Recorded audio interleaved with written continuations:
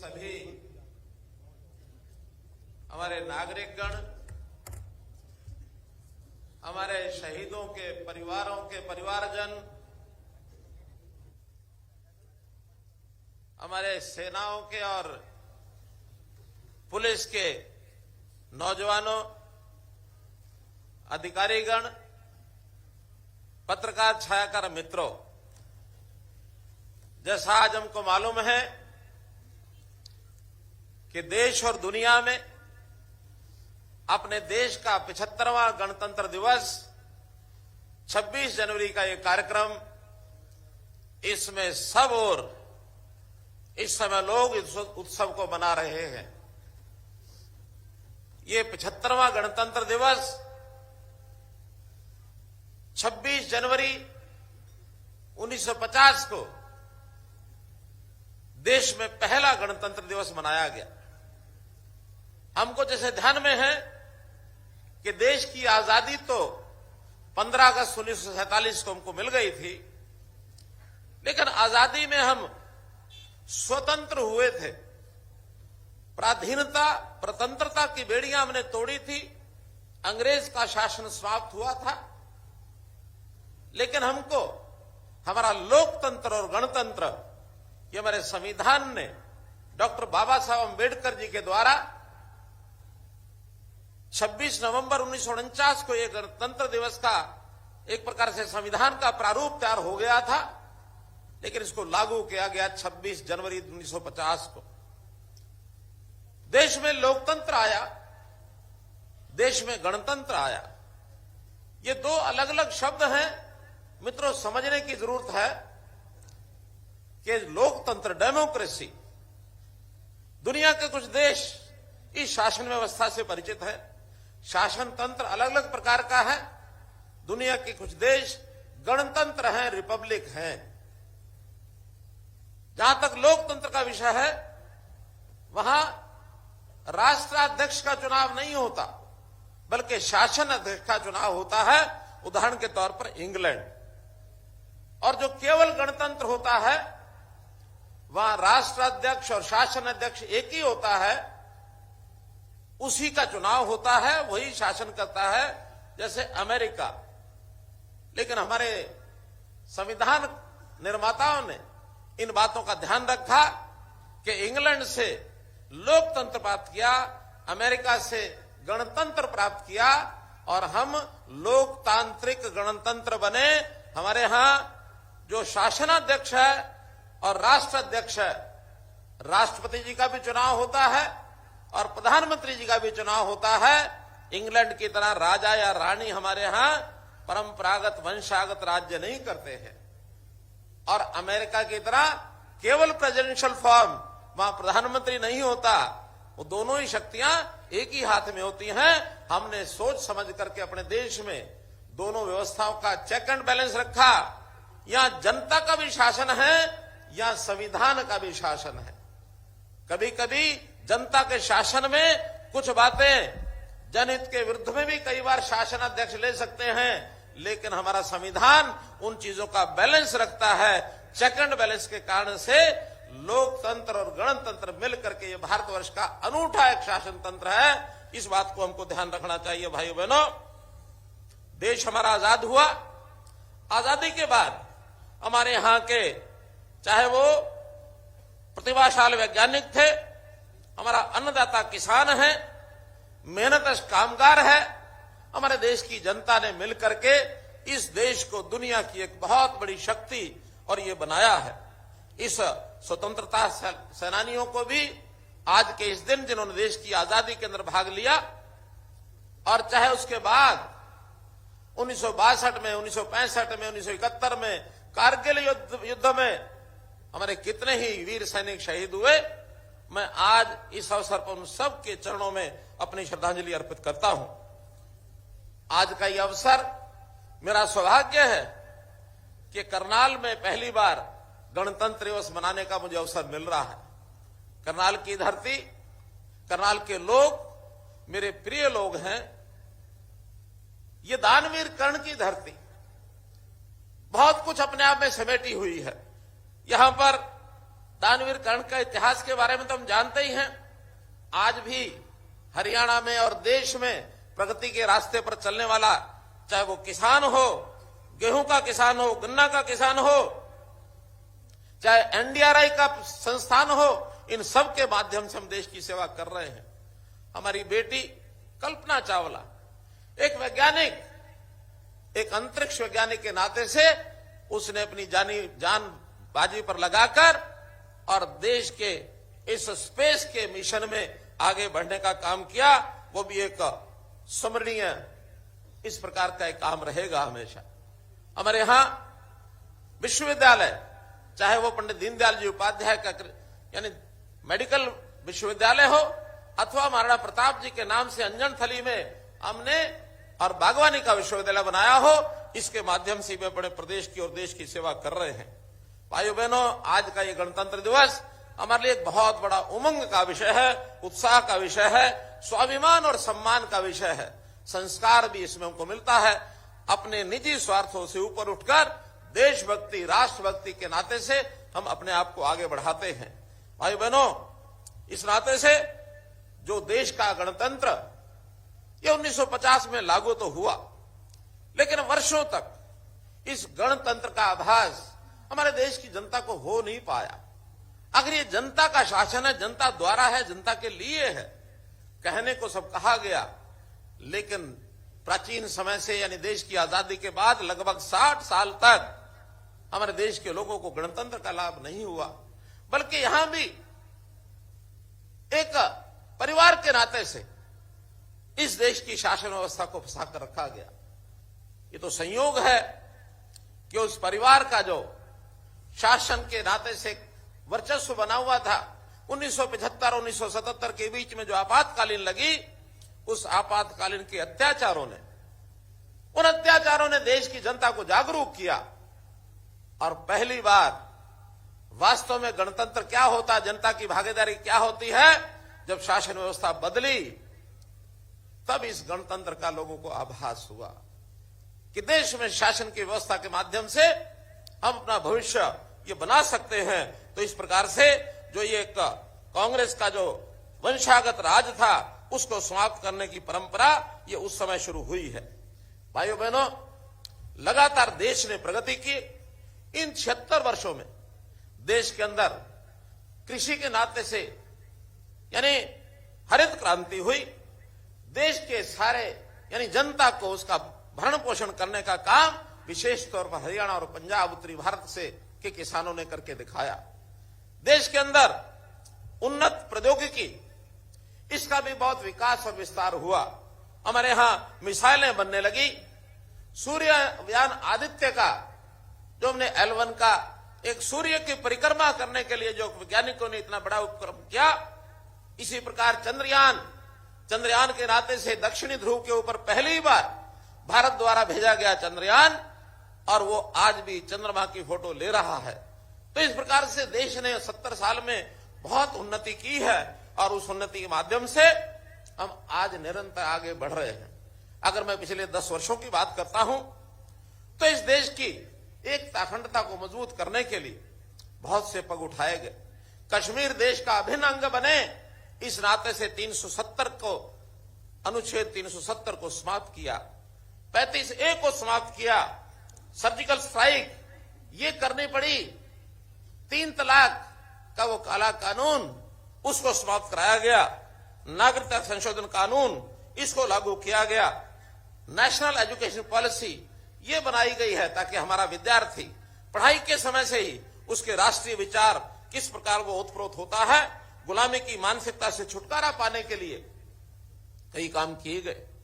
3 नए आपराधिक कानून जो हमको हमारा गुलाम देश जब था उस समय के कानून चल रहे थे, उनको बदलने का काम किया ताकि हमारी जनता के अनुकूल उनको न्याय मिले, शीघ्र न्याय मिले। तो इस नाते से ये सब काम भी उस समय किए गए। भाइयों बहनों, ये भारत कैसे आगे बढ़े, देश के प्रधानमंत्री जी को इसका श्रेय जाता है। दुनिया के अंदर 2 प्रकार के देश माने जाते हैं, विकसित देश और विकासशील देश। हमारा नाम अभी भी विकासशील देशों में है, लेकिन विकसित देशों की कुछ अपने मापदंड है, पैरामीटर हैं, उसके अंदर घरेलू सकल उत्पाद कितना हो चाहिए, सकल राष्ट्रीय उत्पाद कितना होना चाहिए, प्रति व्यक्ति आय कितना होना चाहिए, औद्योगिकरण का स्तर क्या होना चाहिए, बुनियादी ढांचा कैसा होना चाहिए, जीवन स्तर कैसा ऊंचा उठे। तो इन मापदंडों के आधार पर आज दुनिया में 37 देश ऐसे हैं जिनको विकसित देश कहते हैं। हमारा देश आजाद हुए 76 साल हो गए। हम भी इस तैयारी में लगे हैं कि अपना देश की आजादी के 100 साल पूरा होते ही 2047 में कैसे विकसित देशों के श्रेणी में आ जाए, उसके लिए निरंतर प्रयत्न किए जा रहे हैं। हमारे देश के प्रधानमंत्री इस ओर बहुत जागरूक हैं। जनता की भागीदारी उसमें बढ़े, शासन व्यवस्था की भागीदारी बढ़े, अधिकारियों की बढ़े, उद्योगपतियों की बढ़े, हर दृष्टि से वो काम कर रहे हैं। हमने देखा कि जनता के अंदर एक इस प्रकार की भावना पैदा करने के लिए अभी अभी विकसित भारत संकल्प यात्रा ये शुरू की गई 30 नवंबर से, और कल 25 जनवरी तक लगातार, और ये यात्रा जो है इसको चलाया गया है। और इसमें देश के सभी गांव, शहरों के सभी वार्ड, सबके अंदर जनता की भागीदारी की गई। और जो राष्ट्रीय स्तर की जितनी योजनाएं, जितने भी सेवाएं, ऐसे ही हमने प्रदेश स्तर की योजनाएं और सेवाएं उनको इसमें जोड़ा। हर किसी वंचित व्यक्ति को, जरूरतमंद आदमी को उसी स्थान के ऊपर उन सेवाओं का लाभ मिले। करोड़ों लोगों को इस प्रकार के लाभ दिए गए, और इस प्रकार ये जो विकास यात्रा चलाई गई, देश के अंदर एक नई जागृति पैदा हुई है। अपने देश की आर्थिक व्यवस्था, अपने लोगों की, समाज की सब व्यवस्थाएं आगे बढ़े। मोदी जी ने विशेष तौर पर एक जो विशेष रथ का आयोजन किया, और उस पर मोदी जी की गारंटी, इस मोदी जी की गारंटी की भी गारंटी उन्होंने हमको दी है। आने वाले 2047 तक अपना देश विकसित देशों में शामिल हो जाए, विकसित देशों के अंदर हमारी अर्थव्यवस्था अच्छी हो जाए। वैसे तो अभी 2024 का जो नया आंकड़ा आ रहा है, हम दुनिया के 5 बड़े देशों में शामिल हो गए अर्थव्यवस्था के नाते। चाहे वो सबसे बड़ी अर्थव्यवस्था मानी जाती है चाइना की और अमेरिका की, उसके बाद अगर मानी जाती है जापान और जर्मनी की, और इसके बाद भारतवर्ष की। 25 ट्रिलियन की अर्थव्यवस्था अमेरिका की है, 17.9 ट्रिलियन अर्थव्यवस्था चाइना की है, 4.2 जापान की है, 4.1 ट्रिलियन जर्मनी की है, और भारतवर्ष बहुत नजदीक 3.4 ट्रिलियन आज उनके नजदीक पहुंच गया है। कुछ लोगों के अनुमान तो ये है कि अभी ये 2022 के मैं आंकड़े बता रहा हूं, 2024 में भारतवर्ष ने और 2 देशों को कवर कर लिया, जापान और जर्मनी को, और अब तीसरी व्यवस्था भी 2024 के आंकड़े में अनुमान लगाया जा रहा है। मैं देश के प्रधानमंत्री जी को इस मंच से उनका आभार प्रकट करता हूं, धन्यवाद देता हूं कि अपने देश को किस दिशा में, एक उचित दिशा में आगे बढ़ने के लिए उन्होंने प्रेरणा दी है, और हम दुनिया के सिरमौर प्रयास से देश के अंदर आगे बढ़े, ऐसा प्रयत्न किया जा रहा है। भाइयों बहनों, हरियाणा भी इसमें पीछे नहीं है।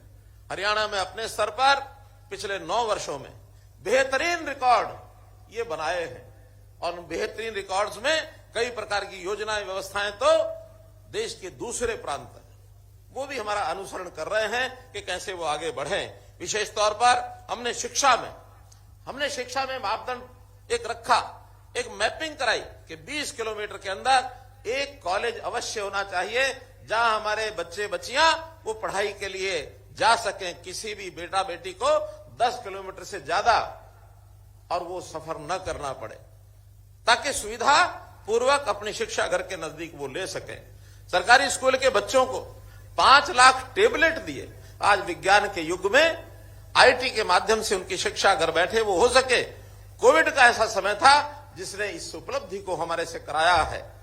वास्तव में तो वो एक दौर ऐसा था, नए प्रयोग करने का हमको बहुत बड़ा एक साहस उसमें मिला, और हमने हिम्मत की। उसी का परिणाम ये 5 लाख, जो कि हरियाणा ही एक ऐसा प्रदेश है इतनी बड़ी संख्या में बच्चों को स्कूल टेबलेट हमने दिए।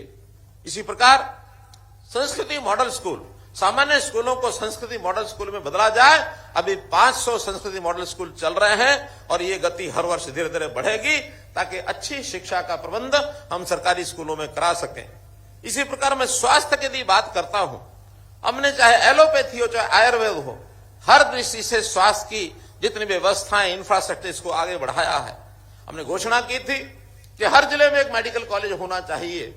आज आपको बताते हुए मुझे खुशी हो रही है कि जो 2014 में मात्र 6-7 मेडिकल कॉलेज थे, आज वो उनकी संख्या 15 मेडिकल कॉलेज तो जो चल रहे हैं और 11 मेडिकल कॉलेज ऐसे हैं जो अभी निर्माणाधीन हैं और जो अभी व्यवस्था के अंतर्गत जो विचाराधीन यानी जिनकी जमीनें ले ली गई हैं और उसका शिलान्यास करके उन सबको भी आने वाले समय में 26 मेडिकल कॉलेज के माध्यम से, और ये एमबीबीएस के स्टूडेंट की संख्या जो 2004 में मात्र 700-750 थी, अब वो 3500 संख्या हर वर्ष डॉक्टर दाखिल होंगे और डॉक्टर जो हैं परीक्षा के लिए आएंगे, प्रवेश करेंगे, परीक्षा देंगे और अच्छे डॉक्टर बन करके अपने प्रदेश और देश की सेवा करेंगे।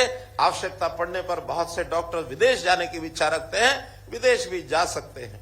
मुझे अभी पिछले दिनों हमारे साउथ अफ्रीका, तंजानिया की कमिश्नर वो मिली थी, हाई कमिश्नर। अब उन्होंने कहा कि हमारी आबादी हरियाणा की आबादी लगभग बराबर है, लेकिन वहां केवल 2 मेडिकल कॉलेज है। हमने बताया कि हमारे यहाँ 15 तो चल रहे हैं, आने वाले समय में 26 हो जाएंगे। उन्होंने कहा हम अपने बालकों को भी मेडिकल की एजुकेशन शिक्षा लेने के लिए हरियाणा में भेजने का और एक एमओयू करना चाहते हैं। विदेशों के छात्र भी यहाँ पढ़ने के लिए हरियाणा एक शिक्षा का हब बनता जा रहा है और इस नाते से यहाँ विदेशों से भी छात्र आने के लिए तैयार हैं। इसी प्रकार हमने चिरायु, आयुष्मान 1 करोड़ कार्ड ये अपने हरियाणा के नागरिकों को बांटे हैं। निरोगी योजना इसकी व्यवस्था हमने की है। इसी प्रकार आयुर्वेद में भी हम वेलनेस सेंटर्स ये खोलने जा रहे हैं ताकि व्यक्ति को रोग न लगे, निरोगी रहे। इलाज का विषय तो बाद में आता जब आदमी बीमार होता है, अन्यथा बीमार न हो, इस ओर भी हम प्रिकॉशनरी जितने भी कदम हैं उनको हम उठा रहे हैं। जहां तक सुरक्षा का विषय है, विशेष तौर पर महिला सुरक्षा, महिलाओं की संख्या पुलिस में बढ़ाई जा रही है। महिलाओं के थाने हमने इस समय 33 थाने चल रहे हैं। साइबर क्राइम इसको रोका जाए, 29 थाने इस समय साइबर क्राइम के हमने नए खोले हैं, क्योंकि ये भी एक समस्या बहुत बढ़ती जा रही है। इसको कंट्रोल करना हमारा काम है, हम करेंगे। इसी प्रकार डायल 112, किसी भी व्यक्ति को प्रदेश में कहीं भी कोई कठिनाई आती है, 7 से 8 मिनट एवरेज एक व्यक्ति, एक गाड़ी उस व्यक्ति के पास पहुंच जाती है ताकि उसको सुविधाजनक तरीके से सहायता मिल सके। नशा तस्कर, इनके खिलाफ हमने कार्रवाई की है। 1300 नशा तस्कर ये सलाखों के पीछे हमने डाले हैं। रोजगार के नाते हमारे युवाओं को कैसे रोजगार मिले, उनकी शिक्षा और स्किलिंग ये किस प्रकार से आगे हो। सरकारी नौकरियां भरपूर मात्रा में हमने दी हैं, आगे भी दे रहे हैं। जैसा मैंने पहले भी बताया है कई बार कि 9 वर्षों में 1,10,000 नौकरियां हम दे चुके हैं। 60,000 पक्की नौकरी वो इन्हीं कुछ दिनों में ग्रुप सी और डी की होने वाली हैं। और एक मिशन 60,000 के नाते से हमने प्राइवेट नौकरियां HKRN के माध्यम से विदेश जाने वाले भी नौकरी लेने वाले, उसका भी हमने प्रावधान किया है। किसान मित्र, वन मित्र, इस प्रकार से इन कामों के लिए भी हम उनका उपयोग करेंगे। तो इस प्रकार हमने बीपीएल के लिए नौकरियों में गरीब आदमी को रोजगार कैसे मिले, इसकी विशेष व्यवस्था की है कि जो लेवल 1,20,000 का था उसको 1,80,000 रुपया वार्षिक आय कर दिया है ताकि और लोग उसमें दायरे में आकर के उसका लाभ उठा सके। ईज ऑफ डूइंग बिजनेस, इसमें हम टॉप अचीवर्स में हरियाणा जो है पहुंच गया है। इसी प्रकार एमएसएमई में भी देश में हमारा 3रा स्थान है। विश्व की 400 फॉर्चून कंपनीज ये गुरुग्राम में आ गई हैं। गुरुग्राम में भी एक व्यवसाय का, एक नौकरियों का स्कोप जो है बहुत बड़ा है और हमारा जो निवेश है वो लगातार बढ़ रहा है। चाहे वो गुड़गांव, दिल्ली के आसपास एनसीआर एरिया, अथवा पंचकुला, अथवा करनाल, अथवा पानीपत, सोनीपत, हिसार में नए एयरपोर्ट के कारण से भी बहुत से ऐसे विषय और वो हमारे ध्यान में आ रहे हैं। अभी हमने देश के अंदर बहुत बड़े जो स्थान प्राप्त किए हैं, खाद्य भंडारण, इसमें हमारा देश में 2रा स्थान है। पढ़ी लिखी पंचायत वाला हमारा एकमात्र प्रदेश ये हरियाणा बना है। देश में खेलों में सर्वाधिक पदक ये हरियाणा लेकर के आता है। ओलंपिक और अंतर्राष्ट्रीय खेल प्रतियोगिता में जीतने वाले जो खिलाड़ी हैं उनको 6 करोड़ रुपए की राशि देने वाला हरियाणा एकमात्र प्रदेश है। देश में सर्वाधिक सामाजिक सुरक्षा पेंशन 3,000 रुपया प्रति मास ये हरियाणा एकमात्र ऐसा प्रदेश है। तो मित्रों, स्वाभिमान के नाते, सुशासन के नाते, सेवा के नाते, जिसको मैं 7S एक 7 स्टार मॉडल हरियाणा विकास का शिक्षा, सुरक्षा, स्वास्थ्य, स्वाभिमान, स्वावलंबन, सुशासन और सेवा, इस माध्यम से हम लगातार आगे बढ़ रहे हैं। हमारे यहां सुशासन के नाते हमने व्यवस्थाएं इतनी अच्छी अपनी आर्थिक व्यवस्थाएं की हैं कि प्रति व्यक्ति आय आज पूरे देश में बड़े राज्यों में सर्वाधिक हरियाणा की 2,96,685 रुपया प्रति व्यक्ति आय हो गई है पिछले वर्ष में। ऐसे ही हमने खिलाड़ियों को प्रोत्साहन देने के लिए 1100 नई नर्सरीज ये खोली हैं। इससे भी हमारे युवकों का वो स्वाभिमान, सुशासन के नाते से मन प्रसन्न होता है। देश की जीडीपी में साइज हमारा 1.4% है आबादी यानी एरिया का, लेकिन हम जीडीपी के अंदर 4% का योगदान करते हैं। मित्रों, प्रति व्यक्ति जीएसटी संग्रहण ये सारे देश में हमारा सर्वाधिक है।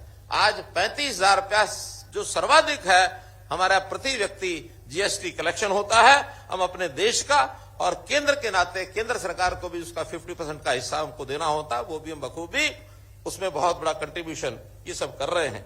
हमारा हरियाणा तकनीक में और तरक्की में दोनों में आगे है।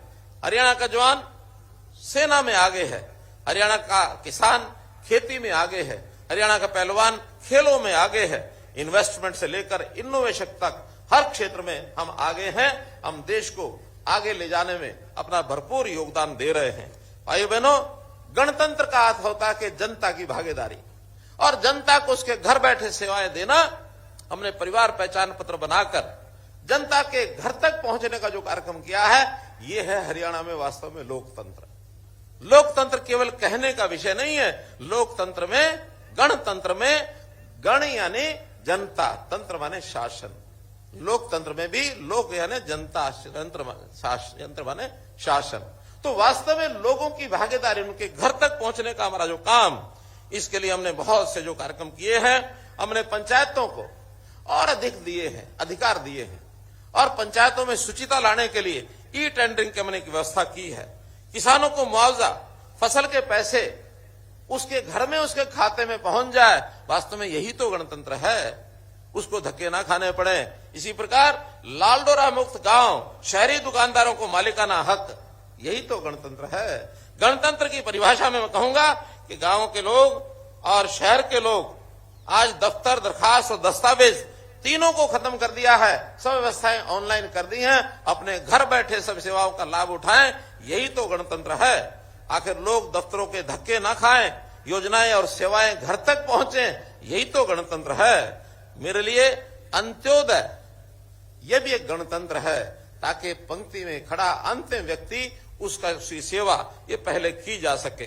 मित्रों, भाइयों बहनों, अभी जैसे गणतंत्र दिवस पर झांकियां आज ही निकाली गई हैं।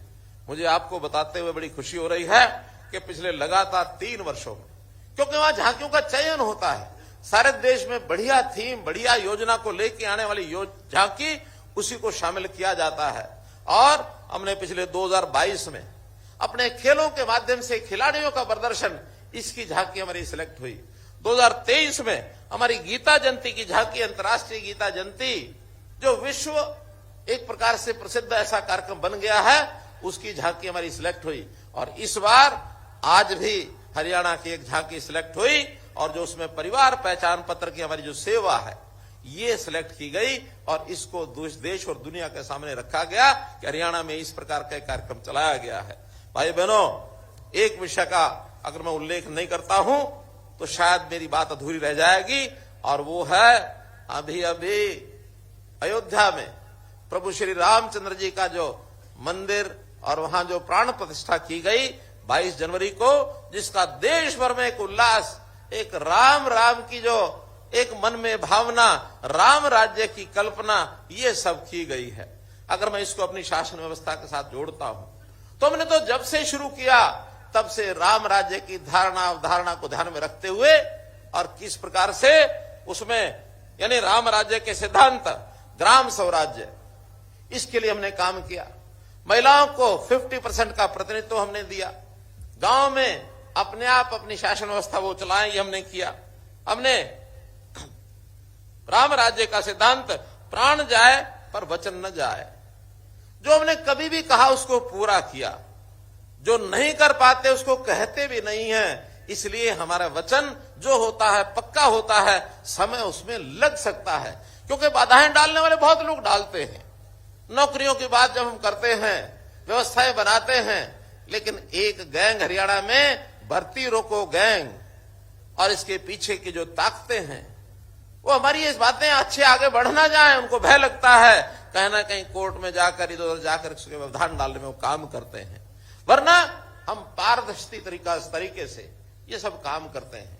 प्रभु श्री रामचंद्र जी के गुण में उनका ये आता है कि गरीबों को, वंचितों को, उनको किस प्रकार से याद रखा जाए। हम उनकी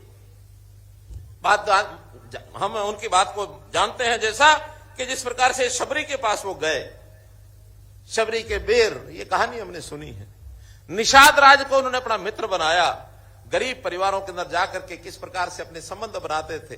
तो हम भी उसी हिसाब से अंत्योदय की भावना से, चाहे गरीब का परिवार उसको 5 अंक अलग से देकर और उसको अपना भागीदार बनाया जाए शासन व्यवस्था में, उसके घर में हर प्रकार से सहायता पहुंचाई जाए, चाहे राशन है, चाहे उसके लिए घर की व्यवस्था है, चाहे बिजली के बल्ब की व्यवस्था है, चाहे नल से जल की व्यवस्था है, चाहे गैस सिलेंडर की व्यवस्था है। गरीब परिवार को किस प्रकार से मुख्य धारा में लाना और कैसे उसकी सहायता जो आवश्यकता उसको पूरा करना, ये हमारा उसी में से और एक विषय। महिलाओं के प्रति उनका जिस प्रकार का भाव रहता था, यानी देवी अहिल्या को उन्होंने किस प्रकार से पत्थर की मूर्ति को जीवंत कर दिया, किस प्रकार से उन्होंने महिलाओं के प्रति मन में एक भाव रहता था। उन्होंने मां की आज्ञा पालन करते हुए 14 वर्ष का वनवास लिया। उन्होंने सीता माता की सुरक्षा के लिए लंका को ध्वस्त किया। तो एक प्रकार से ऐसा माना जाता है कि महिलाओं का मान सम्मान आदर आज राम राज्य में उसी प्रकार से हो। दुख की बात तो यह है कि हमारे जो विपक्षी मित्र हैं इस प्रकार से बदनाम करने की कोशिश करेंगे, झूठी कहानियां बनाकर। अभी सिरसा के अंदर एक बहुत बड़ी कहानी बनाई गई कि महिलाओं के खिलाफ और इस प्रकार से अत्याचार हो रहे हैं। पता किया गया एक अध्यापक की शरारत से सारा समाचार घूम गया। कई दिन भरे पुलिस के उसमें लग गए, सैकड़ों बच्चियों के साथ इंटरव्यू किया, अंततः कुछ नहीं निकला। अभी पिछले दिनों में एक और उन्होंने इसी प्रकार की घिनौनी हरकत को स्पोर्ट करना शुरू किया। यमुना पंचकूला की कोई घटना बताई गई, जबकि उसमें कोई तथ्य पाए नहीं गए हैं। अनोनिमस शिकायतें करके और बात को बतंगड़ को आगे बढ़ाना और उसके बाद लगातार बिना जांच के ये पॉलिटिकल पार्टियां और उसको लेकर के आगे बढ़ जाती हैं। केवल एक ही हेतु होता है कि किस प्रकार से सत्ता को बदनाम किया जाए। मित्रों, मैं आपको आपके माध्यम से मैं हरियाणा की जनता को विश्वास दिलाना चाहता हूं कि बच्चियों के साथ किसी प्रकार का अपराध होगा, 12 वर्ष तक की बच्ची के साथ अपराध हुआ, शोषण हुआ, तो उसको फांसी की सजा करने वाला हरियाणा पहला प्रदेश है। हम कहीं भी किसी प्रकार से अपनी मां बेटियों की रक्षा सुरक्षा करना, उनका सम्मान करना, ये हमारा पहला दायित्व है। मित्रों, भाइयों बहनों, सभी को न्याय मिले, किसी के साथ अन्याय न हो। भगवान राम ने यह भी किया, रावण को, आतताई को अन्याय के विरुद्ध बदला लेकर उसका वध किया। ऐसे ही हमने भी अन्याय किसी के साथ ना हो। अगर मैं देखूं तो नौकरियां मिशन पर देने के पीछे उद्देश्य यही है कि अच्छे बच्चे पढ़ाई वाले, उनके साथ अन्याय होता था और ये पर्ची खर्ची वाले आगे बढ़ जाते थे। बहुत विरोध के बावजूद आज हमने लागू किया कि नहीं, मेरिट के ऊपर ही नौकरी मिलेगी। हाँ, यदि कोई कमजोर परिवार का व्यक्ति है तो उसको 5% अंक अधिक दिए जा सकते हैं, सबको बता के दिए जा सकते हैं, छुप करके नहीं दिए जा सकते। तुमने एचकेआर में भी नौकरी गरीब परिवार को पहले देने का काम किया ताकि उसके घर का गुजारा ये चल जाए, किसी प्रकार से अपने पैरों पर खड़ा हो जाए। तो सबको न्याय देने के नाते से हमने चाहे ऑनलाइन ट्रांसफर हो, चाहे हमने करप्शन खत्म करने के लिए इतने कदम उठाए हैं। एंटी करप्शन ब्यूरो बनाया है। और आज धधकते हैं लोग, घबराते हैं कि कहीं पकड़ा ना जाऊं, कहीं मेरे खिलाफ कार्रवाई ना हो जाए। हमारे सब विभाग करप्शन को दूर करने के लिए और सजग हैं, उस नाते से आगे बढ़ रहे हैं। हमने कास्ट बेस्ड पॉलिटिक्स को खत्म किया। हरियाणा एक, हरियाणवी एक, इस नारे को हमने दिया।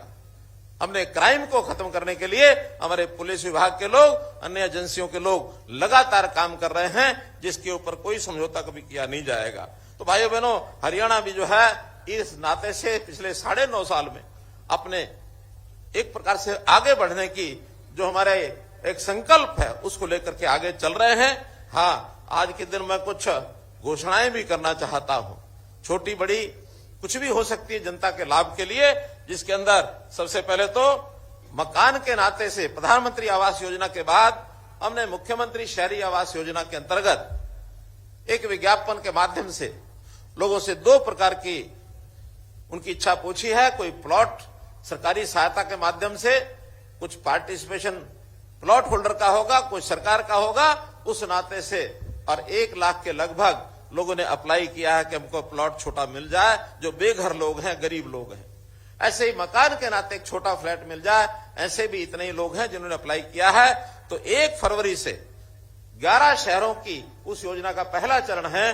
11 शहरों का पोर्टल खुलेगा, जिसके अंदर 30 गज का प्लॉट, उनको जो मामूली राशि है वो जमा करा करके उसमें भागीदारी कर सकेंगे। और इसको बहुत जल्दी हमने चिन्हित जगह कर ली है, उनको एक प्लॉट दिया जाएगा, बैंकों से लोन लेके दिया जाएगा। केंद्र सरकार और हरियाणा सरकार का अपना योगदान होगा, ताकि वो थोड़ा पैसा लगा करके भी अपने प्लॉट पर अपना मकान बना सके। इसी प्रकार हमने गरीबों के लिए, किसानों के लिए और अटल कैंटीन खोली है। उन अटल कैंटीन में जो हरियाणा मार्केटिंग बोर्ड है, उस हरियाणा मार्केटिंग बोर्ड में अभी तक 25 मंडियों में ये कैंटीन चलती है, जो 5 महीने चलती है। अभी हमने तय किया है कि 15 और मंडियों में इस प्रकार की कैंटीन खोली जाएंगी और 5 महीनों के बजाय वो साल भर चलेंगी। अब साल भर के लिए 40 कैंटीन के अंदर, और ये व्यवस्था अगले महीने 1 फरवरी से शुरू हो जाएगी। ऐसे ही बिजली बिलों की व्यवस्था, बहुत बड़ी मांग थी कि 2 महीने के बिल की बजाय हर महीने बिल आना चाहिए। हमने पहले चरण में पायलट प्रोजेक्ट के तौर पर अभी 1 फरवरी से हिसार, महेंद्रगढ़, करनाल और पंचकुला, इन 4 जिलों में मासिक बिल आया करेगा 2 महीने की बजाय। तो उसमें 1 महीने में जो रीडर है, मीटर रीडर, वो जाएगा, और बीच में अगले अल्टरनेटिव महीने में जो कंज्यूमर है वो खुद अपने ऐप के माध्यम से, टेलीफोन के माध्यम से घर की रीडिंग को वो भेजेगा, ताकि व्यवस्था में सुधार भी रहे और लोगों को लाभ भी इसका मिले। करनाल के नाते से अभी हमने हॉकी स्टेडियम कैलाश नगर निगम करनाल के अंदर उसका उद्घाटन 24 जनवरी को किया है। इसकी भी मैं आपको बहुत बहुत बधाई देता हूं करनाल वासियों को। 18 करोड़ का ये जो एक इंटरनेशनल लेवल का स्टेडियम, हॉकी स्टेडियम, इसका उद्घाटन हो गया है। इसके ऊपर आगे के कार्यक्रम हम करवा करके इसका लाभ उठा सकेंगे। डॉक्टर मंगल सेन जो ऑडिटोरियम है, डॉक्टर मंगल सेन ऑडिटोरियम में एक बड़ी जो मूर्ति है, उस बड़ी मूर्ति का, स्टैच्यू का एक घोषणा मैं करता हूं। वहां एक स्टैच्यू लगाया जाएगा। और इसी प्रकार से हमारी जो बहन वैज्ञानिक कल्पना चावला, इनके नाम का एक स्टैच्यू, और ये जो medical college, Kalpana Chawla medical college है, उसके अंदर एक स्टैच्यू, इसको लगाया जाएगा। और मैं समझता हूं कि बहुत जल्दी हो सकता है, 1 महीने के अंदर अंदर इन दोनों स्टैच्यू को लगाने का और हम प्रावधान करेंगे। मित्रों, हरियाणा के नाते से जो मैंने बातें बताई, हरियाणा का समाज बहुत ही परिश्रमी, पराक्रमी समाज है, और पराक्रम और अपने मेहनत के साथ नए नए मापदंड खड़े करता है। मैं ऐसे 4 लोगों को बहुत बहुत अपनी ओर से बधाई देना चाहता हूं, जिनका नाम कल ही पद्मश्री की लिस्ट में आया है। उसके अंदर एक है कलाकार महावीर गुड्डू, उनको पद्मश्री से सम्मानित किया गया है। ऐसे ही सामाजिक कार्यकर्ता हैं सिरसा के गुरविंदर सिंह, वो एक असहाय बच्चों का, जो दिव्यांग बच्चे हैं, उनकी सेवा का एक बहुत बड़ा प्रकल्प चलाते हैं। हालांकि स्वयं भी वो दिव्यांग हैं, उसके बावजूद एक सेवा का बड़ा काम वो करते हैं, उनको भी पद्मश्री से सम्मानित किया गया है। हमारे यहाँ कृषि वैज्ञानिकों की बड़ी श्रृंखला है, तो 2 कृषि वैज्ञानिक श्री हरिओम जी और श्री रामचंद्र सिहाग जी, इन दोनों को भी पद्मश्री से सम्मानित किया गया है। इन चारों को बहुत ही मैं बधाई देता हूं। अंत में आप लोगों से सबसे मैं अपील करूंगा कि हरियाणा के इस बढ़ते प्रगति के अंदर हम सब लोग भागीदार बने। सरकार की योजनाओं में, चाहे वो ईज ऑफ लिविंग के नाते से नई योजनाएं हम बना रहे हैं, चाहे वो अन्य प्रकार के सरकारी कार्यक्रमों उसमें भागीदार बनेंगे, तो निश्चित रूप से हरियाणा सद्भाव, सौहार्द, समान विकास, समरसता, सहिष्णुता, इस ओर एक खुशहाल समाज हरियाणा का बने। हम अपने जीवन को सरल और सुगम, सुरक्षित ये बनाए। अमृत काल चल रहा है, ये अमृत काल 25 साल की योजना का, जिसमें प्रधानमंत्री जी ने 2047 तक इस अमृत काल की संकल्पना की है, इसमें अपने सब योजनाओं में भागीदार बने और इसके अंदर भागीदार बन करके हरियाणा की प्रगति के अंदर सहयोग करें। अंत में माननीय अटल बिहारी वाजपेयी जी उनकी कविता की 4 पंक्तियां बोल करके मैं अपनी बात समाप्त करूंगा। हम पड़ाव को समझे मंजिल, हम पड़ाव को समझे मंजिल, लक्ष्य हुआ आंखों से ओझल, वर्तमान के मोह जाल में आने वाला कल ना भुलाएं, आने वाला कल ना भुलाएं, आओ फिर से दिया जलाएं, आओ फिर से दिया जलाएं। मेरे साथ बोलेंगे, जय हिंद, जय हिंद, जय हिंद, जय हिंद, जय हिंद, जय हिंद। धन्यवाद।